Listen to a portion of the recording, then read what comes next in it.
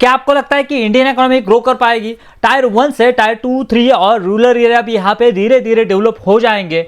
तो ये वीडियो और ये स्टॉक आपके लिए बहुत इंपॉर्टेंट है, बिकॉज ऑफ ये एक ऐसी फिनटेक कंपनी, एक स्मॉल कैप फिनटेक कंपनी है जो कि बहुत तेजी से ग्रो कर रही है। एनबीएफसी हो गई, बैंकिंग हो गया, इनसे कई तेजी से यहाँ पे ये स्टॉक जो है वो ग्रो कर रहा है। और फिलहाल इसके Q1 के रिजल्ट आए जो कि बहुत ही फिनोमिनस है।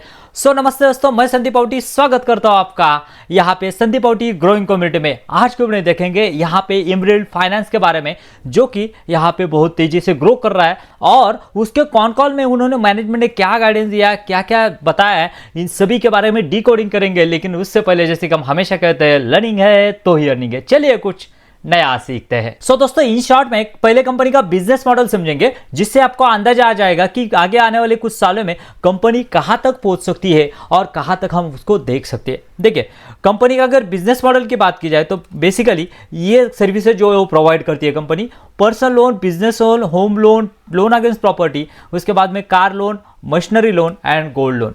लेकिन दोस्तों आप कहेंगे कि ये तो सभी बैंक या फिर एनबीएफसी प्रोवाइड करती है, इसमें नया क्या है? दोस्तों बेसिकली ये कंपनी जो है वो थर्ड पार्टी थ्रू जो है वो यहाँ पे सर्विसेज प्रोवाइड करती है। जैसे कि बहुत सारे बैंक्स हो गए या फिर ये फिलहाल इन्होंने ये यहाँ पे टाइप किया है शुभम पार्टनरशिप सर्विसेज करके, इनके साथ में ये जो है इनके ऑन बिहाफ ऑफ देम ये सभी सर्विसेज प्रोवाइड करती है। तो आप कहेंगे कि ये कंपनी का खुद का क्या है? तो एक बहुत ही नीच प्रोडक्ट कंपनी का है, ये देखना बहुत ही इंपॉर्टेंट है और जिससे मुझे लग रहा है कि ये अपने आप को डिफरेंशिएट करता है from the other peers like NBFC या फिर हम कह सकते हैं कि बैंक्स। तो वो प्रोडक्ट है दोस्तों यहाँ पे EWA यानी अर्ली वेज एक्सेस। मतलब क्या है दोस्तों? अगर समझिए आप किसी कंपनी के यहाँ पे एम्प्लॉय हो और आपकी सैलरी जनरली आपकी 1 तारीख को हो जाती है और आपकी जो सैलरी है वो 25 को ख़त्म हो गई और आपको 1 लाख रुपीज़ सैलरी है और आपको अर्जेंट कुछ अराउंड 30,000 रुपीज़ की यहाँ पे रिक्वायरमेंट है।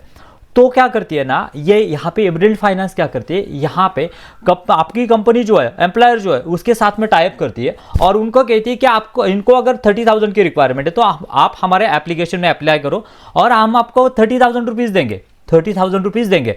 और जब आपकी 1 तारीख को सैलरी होगी ना तो आपकी सैलरी जो है वो 1 लाख नहीं आएगी, आपकी सैलरी जो है 170,000 रुपीज़ आएगी, वो कट के। यानी यहाँ पे एमराल्ड फाइनेंस क्या करती है, 1.5% जो है वो वहाँ से डिडक्ट करती है। मतलब क्या है, यानी यहाँ पे अराउंड 450 रुपीज़ जो है वो डिडक्ट करती है और बाकी की अमाउंट जो है वो पे करती है टू द एम्प्लॉय। मतलब अराउंड 29,500 आपको यहाँ पे पैसा जो है वो मिलेगा। ये सिस्टम जो है वो इंडिया में देखेंगे तो बहुत ही अर्ली एज है, बहुत ही चुनिंदा कंपनियां हैं, 2 या 3 ऐसी कंपनियां हैं कि ये ऐसी सर्विस जो है प्रोवाइड करती है। और यूरोप और अमेरिका में ये सिस्टम जो है वो बहुत पॉपुलर है और अभी इंडिया में इसका जो है वो धीरे धीरे पेनिट्रेशन हो रहा है। किस तरह से पेनिट्रेशन हो रहा है, क्या कंपनी का टारगेट है और किस ग्रोथ से कंपनी ग्रो कर रही है, ये जानना बहुत ही इंटरेस्टिंग है। ये डाटा से हमें पता चलेगा कि किस टाइप की ग्रोथ यहाँ पे इंडिया में हो सकती है। इसके लिए हमें यहाँ पे कंपनी के फाइनेंशियल देखना जरूरी है, Q1 के रिजल्ट देखना जरूरी है, उससे हमें आइडिया आ जाएगा किस तरह की ग्रोथ है। चलिए हम देखते हैं कि Q1 के रिजल्ट कैसे डिक्लेयर किए कंपनी। चलिए दोस्तों ये है कंपनी के Q1 के रिजल्ट। हम यहाँ पे देख सकते हैं लास्ट ईयर जून 2024 में जस्ट ओनली 4.3 करोड़ का यहाँ पे रेवेन्यू था, वो बढ़ के जून 25 में यहाँ पे 6.71% हुआ है। उसके बाद में सेल्स की बात करेंगे तो सेल जो है वो 53% से बढ़ा है, जो कि अच्छी ग्रोथ है। इन द फाइनेंस कंपनियां देखेंगे तो आप यहाँ पे उज्जीवन देख लो या इक्विटा देख लो या फिर बड़ी बड़ी बैंक भी देख लो, यहाँ पे डबल डिजिट पे भी ग्रो नहीं कर रही है। यहाँ पे ये कंपनी 53% से ग्रो कर रही है। ईबिटा देखेंगे तो 2.94 का ईबिटा जो है वो 4.92 हो गया, जो कि इसमें 67% की ग्रोथ है। यानी यहाँ पे देखने को मिलता है कि ऑपरेटिंग लेवरेज मिल रहा है कंपनी को, बिकॉज ऑफ यहाँ पे जो बेस है, जो जितने जो क्लाइंट थे उसका बेस कंटिन्यूसली बढ़ रहा है। वो क्यों बढ़ रहा है और आगे कितना बढ़ेगा इसके बारे में हम डिटेल में चर्चा करेंगे जब कॉल की बारी आएगी। उसके बाद में नेट प्रॉफिट देखेंगे तो 1.71 से यहाँ पे 3.19, यहाँ पे अराउंड 87 नेट प्रॉफिट बढ़ा है। यानी इसका मतलब क्या है दोस्तों, सेल्स जितना बढ़ा है उससे ज्यादा ईबिटा बढ़ा है और उससे ज्यादा नेट प्रॉफिट बढ़ा है। यानी कंटिन्यूसली कंपनी को ऑपरेटिंग लेवरेज मिल रहा है और आगे भी मिलता रहेगा क्यों मिलेगा, इसके बारे में हम डिटेल में चर्चा करेंगे। सो दोस्तों, EWA जो प्रोडक्ट है उसकी ग्रोथ कैसे रहेगी, इसके ऊपर ही डिपेंड रहेगा कि ये कंपनी कैसे ग्रो करेगी। यहाँ पे देखेंगे तो फाइनेंशियल ईयर 2025 में यहाँ पे टोटल उसके पास अराउंड 62 क्लाइंट जो है वो उसके साथ में ऑनबोर्ड थे, और वहाँ पे देखिए तो 9 करोड़ प्लस सैलरी एडवांस जो है उन्होंने प्रोसेस किया था फॉर द फाइनेंशियल ईयर 2025। उसके बाद में किस तरह की ग्रोथ रहने वाली ये जानेंगे हम आगे। लेकिन उससे पहले जो क्या था ना, जनरली उसके पास जो क्लाइंट थे वो क्लाइंट जनरली ऐसे थे कि 300 एम्प्लॉय जो थे उनके उतने ही क्लाइंट जो थे। लेकिन अभी कंपनी ने क्या किया, बड़े बड़े क्लाइंट भी एक्वायर करना चालू किया। यहाँ पे देखो तो ईबिक्स करके उनका भी 3500 क्लाइंट जो है उन्होंने एक्वायर करना चालू किया है। उसके बाद में मास्टर ट्रस्ट 900 प्लस और IDS करके एक क्लाइंट है, उन्होंने भी अराउंड 1500 क्लाइंट है। यानी बड़े बड़े क्लाइंट यहाँ पे एक्वायर करना कंपनी ने चालू किया, जो कि ये कंपनी के लिए अच्छी बात है। अगर दोस्तों एक कोई भी अच्छा बड़ा क्लाइंट अगर उसके साथ में जुड़ जाता है ना, जिसकी अराउंड 50,000 वगैरह एम्प्लॉय है, तो बहुत बड़ा टर्न या फिर बूस्ट इस कंपनी को मिल सकता है। लेकिन इस पे एक थ्रेड भी है, ये भी जानना जरूरी है, इसके बारे में हम आगे बात करने वाले हैं। उसके बाद में दोस्तों ये EWA जो प्रोडक्ट है ना, ये किस डायरेक्शन में जा रहा है ना, यहाँ पे देखिए जैसे कि हमने कहा कि 62 क्लाइंट जो है वो फाइनेंशियल 2025 में इसके साथ में जुड़े थे। अभी जो है यहाँ पे देखेंगे तो इस क्वार्टर में यहाँ पे कंपनी ने अराउंड 25 क्लाइंट जो है वो यहाँ पे ऑनबोर्ड किए, यानी 62 प्लस 25 अराउंड 90 क्लाइंट जो है वो अभी इनके साथ में जुड़े हैं। और इनका क्या कहना है ना, 250 क्लाइंट्स हम यहाँ पे ऑफाई द फाइनेंशियल ईयर 2026 तक यहाँ पे लेके जाएंगे। आप यहाँ पे नाम भी देख सकते हैं, जो बहुत सारे नाम है, इसमें से आप बहुत नामों को पहचान नहीं रहेंगे, बिकॉज ऑफ ये छोटे छोटे क्लाइंट है और धीरे धीरे कंपनी बड़े बड़े क्लाइंट एक्वायर कर रही है। उसके बाद में दोस्तों कंपनी का कहना है, जब उनको पूछा गया कॉन कॉल में कि क्या आपको लगता है कि 250 is the feasible, because of आपने इस क्वार्टर में यहाँ पे 25 किए और इंटू 4 भी करते हैं ना, तो भी 250 का टारगेट नहीं जा रहा है। तो कंपनी का क्या कहना है कि ये जो है वो हमें श्योर है कि जिस तरह से पेनिट्रेशन यहाँ पे हो रहा है ना, 250 हम आराम से क्रॉस कर जाएंगे। लेकिन कंजर्वेटिव हम पकड़ेंगे कि 40 भी पकड़ते हैं तो अराउंड 160 प्लस 60 अराउंड 200 के तकरीबन यहाँ पे जो है वो क्लाइंट ऑनबोर्ड कर सकती है। और अगर क्लाइंट ऑनबोर्ड 200 प्लस जाता है तो वो पहला पेज जो था 60 का, उससे अगर 200 है, अराउंड 3 टाइम्स की ग्रोथ यहाँ पे क्लाइंट ऑनबोर्डिंग में है। उससे क्या चेंजेस होने वाले हैं ना, सिर्फ ये जो EWA प्रोडक्ट है सिर्फ एक ही प्रोडक्ट नहीं है। जब उनको पूछा गया है कि आप कैसे देख रहे हैं, यानी आप किसी एम्प्लॉय को जब वो ऑफर कर रहे हैं वो EWA प्रोडक्ट, तो आप उसको सिर्फ वही नहीं दे रहे, उसके साथ में उसको अगर कार लोन की रिक्वायरमेंट है तो वो भी दे रहे, आप उसको होम लोन की रिक्वायरमेंट तो वो भी दे रहे, बिकॉज ऑफ उसका डाटा जो है ना वो उसके पास आ गया है, कंपनी के पास आ गया है, और उसकी रिलायबिलिटी जो है ना वो भी पता है उसको। सो अगर थर्ड पार्टी भी है तो हम रिकमेंड ऐसे ही करेंगे, ऑलरेडी एक लीड जो है वो जनरेट हुई है और फिर वो रेगुलरली लीड जो है वो जनरेट करेंगे। मतलब क्या है, एक EWA प्रोडक्ट करेंगे, उसके साथ साथ क्रॉस सेलिंग ये बाकी के प्रोडक्ट भी करेंगे। कौन से करेंगे, जैसे कि हमने देखा था कार लोन, होम लोन, उसके बाद में गोल्ड लोन, बहुत सारे प्रोडक्ट हैं। सो दोस्तों इसके बाद में EWA को देखेंगे तो जस्ट ओनली कितना चार्ज करता है, 1.5। यानी आपने अगर 50,000 लिया हुआ है तो आपको सिर्फ 1250 रुपीज पे करने हैं on the behalf of processing fee, ये इंटरेस्ट चार्ज नहीं करते। लेकिन जब उनको पूछा गया तो ये इतनी छोटी अमाउंट है तो आप इतना कम ये करके आप कैसा बिजनेस चलाओगे, तो उनका क्या कहना है ना, हम जो पे कर रहे हैं ना खाली 10 दिन के लिए पे कर रहे हैं। जैसे कि मैंने कहा 25 को सैलरी 25 को यहाँ पे ये करते हैं, उसको नीड है, या फिर 20 को नीड है, तो मैक्स टू मैक्स हम यहाँ पे 5 से 10 दिन के लिए यहाँ पे उसको पैसा दे रहे हैं और 1 तारीख को हमें पैसा आ रहा है।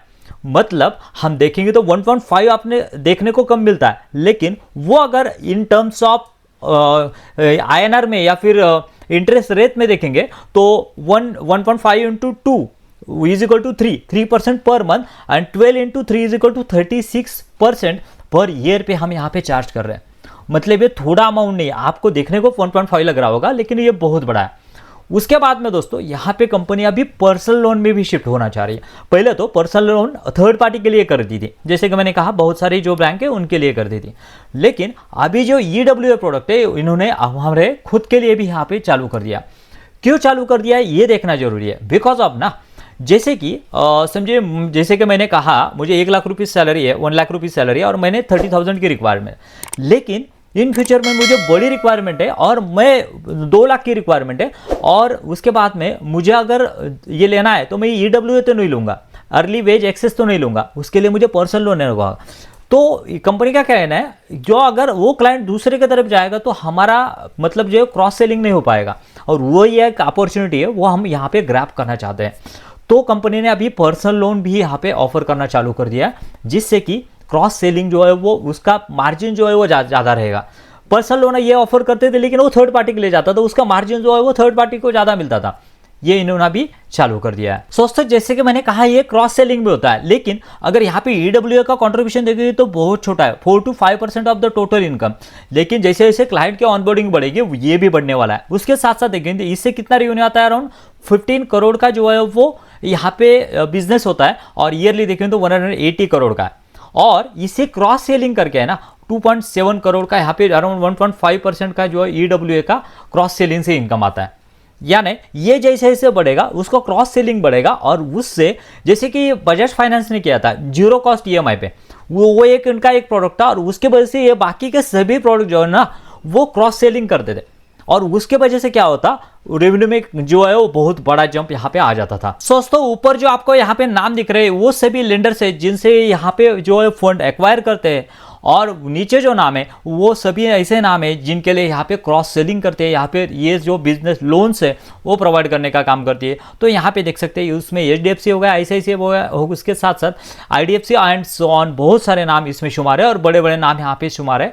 सो दोस्तों बेसिकली क्या होता है ना, यहाँ पे फाइनेंस कंपनी में ये सबसे बड़ा थ्रेट होता है वो है NPA का, और अभी तक का कंपनी का रिकॉर्ड है ये 0 NPA के साथ में चल रही थी, लेकिन अभी Q1 में कंपनी को 2 NPA के साथ में यहाँ पे फेस करना पड़ा है, और वो है अमाउंट 3,500 एंड अराउंड 45,000। ऐसे 2 अमाउंट है जो कि यहाँ पे कंपनी के लिए आए नहीं है। तो कंपनी ने इसके लिए ना प्रोविजन किया हुआ है ना यहाँ पे जो है वो बैड डेब्ट्स में दिखाया है। कंपनी का कहना है कि अब द फाइनेंशियल ईयर 2000 Q2 में ये पैसा जो आ जाएगा, बिकॉज ऑफ ऐसा नहीं है कि इनकी विश नहीं है या फिर विल नहीं है, देने की इच्छा नहीं है, because of some their business problems they are unable to pay right now and it will be pay later। दोस्तों बेसिकली कंपनी का फाइनेंशियल ईयर 2024 में यहाँ पे 4 करोड़ का पैट था। कंपनी का ये टारगेट है कि बाय द फाइनेंशियल ईयर 2027 में ये 8 to 10 टाइम्स तक जाएगा। तो जब पूछा गया इनको कि क्या आप अभी भी यहाँ पे स्टिक है कि ये टारगेट जो है वो हम अचीव कर पाएंगे, जो कि यहाँ पे अराउंड 32 करोड़ का यहाँ पे जो है वो पैट हो जाएगा, तो कंपनी का कहना है कि हाँ हम अभी भी स्टिक है कि यहाँ पे मैनेजमेंट रिकम्पम द यहाँ पे स्ट्रॉन्ग Q1 26 की जिस तरह से ग्रोथ है उसके हिसाब से हम यहाँ पे पहुँच सकेंगे। तो मैनेजमेंट है वो अभी भी कॉन्फिडेंट है कि हम यहाँ पे जो है वो अचीव कर पाएंगे। तो इसके लिए हमें यहाँ पे टोटल बेसिक थोड़े से जजमेंट लेने होंगे कि किस तरह का डायरेक्शन में ये कंपनी जाती हुई दिख रही है। देखिए अभी कंपनी का पैट देखेंगे तो यहाँ पे अराउंड 10 करोड़ का पैट जो है वो कंपनी लेके चल रही है, और अगर उसके लिए यहाँ वहाँ तक पहुँचना है तो इस CAGR से अगर 50% के CAGR से कंपनी अगर चलती है, जैसे कि हम यहाँ पे देख सकते हैं कंपनी का मार्जिन जो है वो मार्जिन्स कंटिन्यूसली यहाँ पे जो है वो इंक्रीज हो रहा है।